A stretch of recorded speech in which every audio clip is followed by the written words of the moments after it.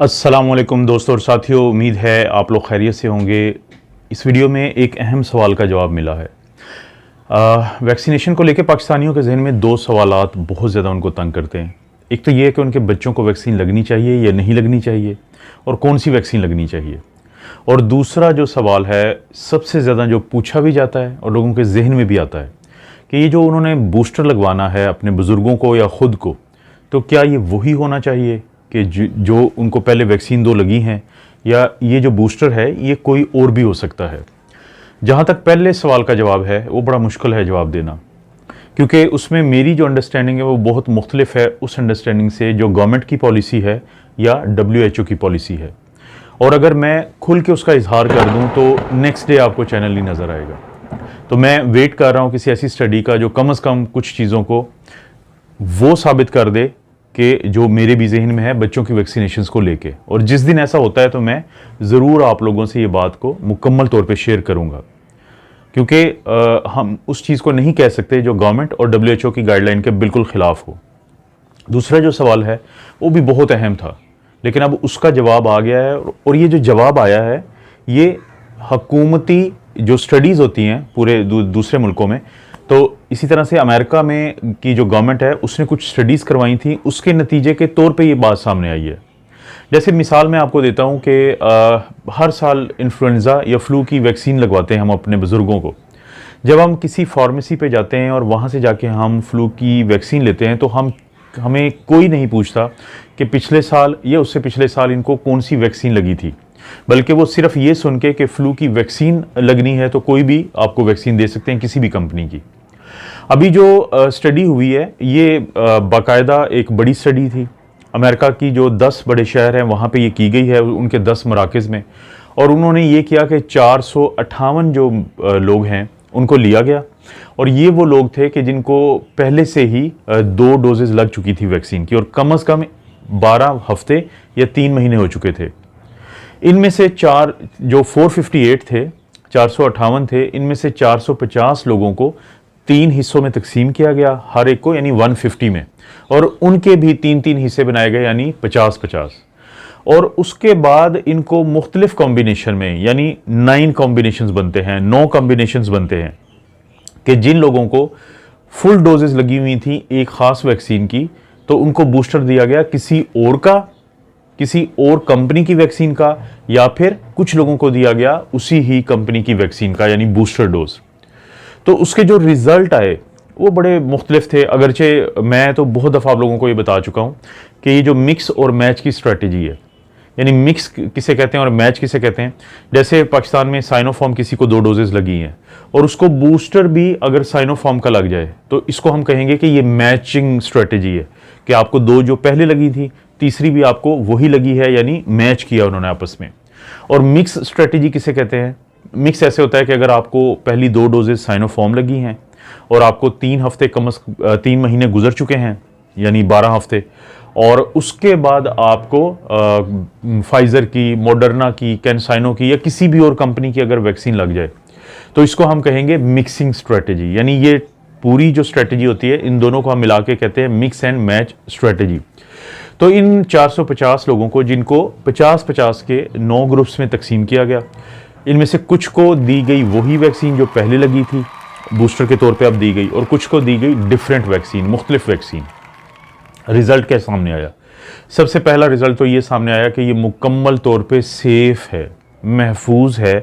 कि अगर आप बूस्टर के तौर पे वो वैक्सीन लगवाते हैं जो उससे पहले फुली डोजेज़ के लिए जो आपको वैक्सीन्स लगी हैं उससे मुख्तलिफ है, तो ये सेफ़ है, ये महफूज है, कोई इसमें साइड इफ़ेक्ट नहीं होते। और अगर कोई साइड इफ़ेक्ट होते भी हैं तो वो रूटीन के हैं, जैसे इंजेक्शन वाली जगह पे दर्द का होना, हल्के फुल्के बुखार का होना, जिस्म में दर्दों का होना, तो ये रूटीन की चीज़ें। लेकिन कोई बड़ा साइड इफ़ेक्ट वहाँ पे सामने नहीं आया। ये था पहला सबक।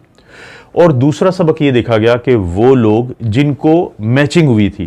कि जो 2 डोजेज वैक्सीन की पहले लगी थी, अगर बूस्टर भी उसी का लगाया गया तो उनके अंदर जो एंटीबॉडीज़ बनी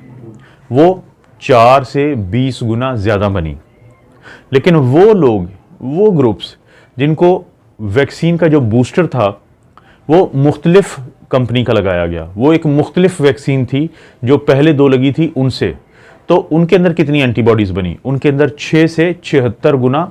ज़्यादा जो एंटीबॉडीज़ थी वो बनी, यानी 6 fold to 76 fold higher antibodies. और जितनी ज़्यादा एंटीबॉडीज़ बनती हैं उतने ज़्यादा चांसेस होते हैं कि ये जो एंटीबॉडीज़ हैं ये मुख्तलिफ़ किस्म के वेरिएंट्स के ख़िलाफ़ भी अपने आप को तब्दील करती हैं, जिसे हम एफिनिटी मैचुरेशन कहते हैं। तो ये जो स्टडी आई है इसने तो खसूसी तौर पे बिल्कुल क्लियर बता दिया है पहली दफ़ा कि ना सिर्फ ये कि ये सेफ अमल है कि अगर आप ने पहले कोई और वैक्सीन लगवाई है और उसके बाद आप किसी और कंपनी की जो वैक्सीन है वो बूस्टर के तौर पे लगवाते हैं,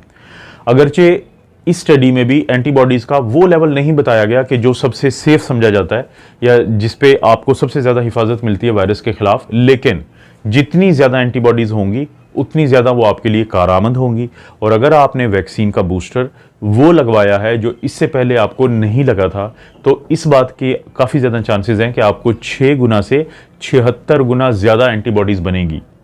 तो ये जो एक स्टडी है इससे हमें काफ़ी कुछ सीखने को मिला है, अगरचे मैं तो पहले भी इससे पहले कहता था कि जो मिक्सिंग स्ट्रेटजी है इसमें अच्छी बात ये होगी कि जब आपको 2 मुख्तलिफ़ किस्म की वैक्सीन लगेंगी तो उनके अंदर मैसेज या पैगाम तो एक ही होगा, यानी जो मैसेंजर आरएनए के या मैसेंजर आरएनए वैक्सीन होती है या जैसे हमारे पास कैनसाइनो है या एस्ट्राजेनेका है,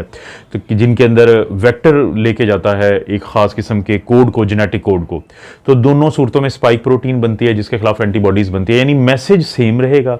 लेकिन जो वेक्टर है जो उठा के लेके जाने वाला है, जो डाकिया है, जो पोस्टमैन है, वो तब्दील होगा। तो चांसेस यही हैं कि डाकिए के खिलाफ आपका जो इम्यून सिस्टम है वो बहुत ज़्यादा रिएक्ट नहीं किया करेगा। ये स्ट्रेटजी सबसे पहले अपनाई थी रूसियों ने, उन्होंने जो स्पुतनिक वी बनाई थी उसमें अडीनो वायरस 26 और अडीनो वायरस 5 इस्तेमाल किया था वेक्टर के तौर पे, जिसके रिजल्ट बहुत अच्छा है, यानी 91% से ज़्यादा जो है उनकी इफेक्टिवनेस थी।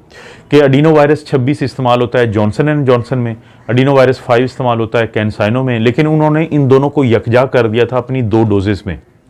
जिससे बहुत फ़ायदा हुआ। अगरचे शायद पॉलिटिकल रीज़न है कि जिसकी वजह से हमने स्पुतनिक वी जो है उसको दुनिया में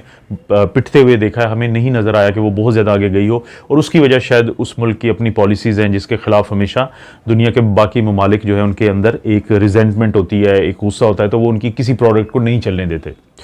तो ये एक अच्छी बात है। और इससे पहले आखिरी बात आपको इस सिलसिले में बता दूं कि यूरोप पहले ही इस चीज़ को प्रैक्टिस कर रहा है।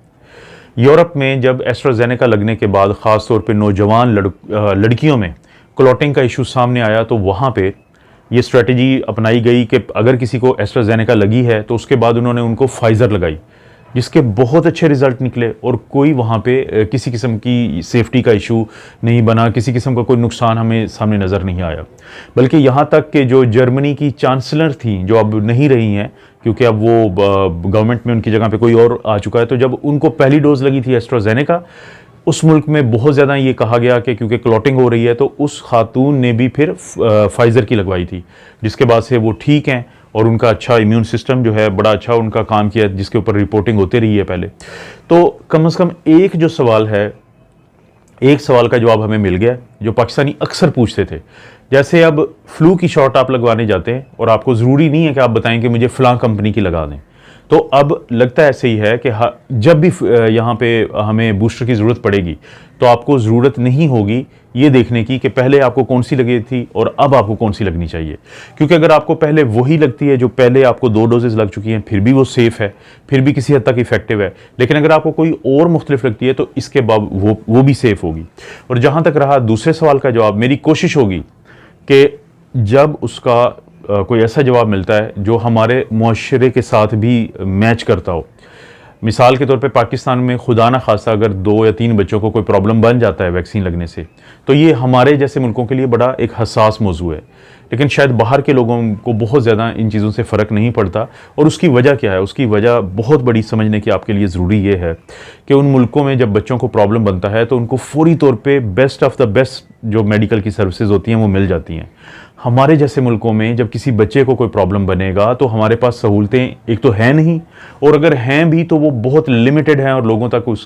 उसकी पहुंच नहीं है। तो खुदा न खास्ता जब यहाँ पे कोई साइड इफ़ेक्ट आता है तो उसके नतीजे ज़्यादा बुरे निकलते हैं। यही वो वजह है कि मैं भी आप लोगों की तरह इंतज़ार कर रहा हूँ कि इसके ऊपर हुकूमत की कोई अच्छी स्ट्रेटजी आएगी बच्चों से रिलेटेड, तो मैं आप लोगों से ज़रूर शेयर करूँगा। और इसके अलावा जो मेरी अंडरस्टैंडिंग है वो शेयर करना मुश्किल है, मैं अपनी मजबूरी बता चुका हूँ आपको, लेकिन इसके बारे में जो भी मज़ीद खबर आई तो दोस्तों मैं आप लोगों से ज़रूर शेयर करूँगा।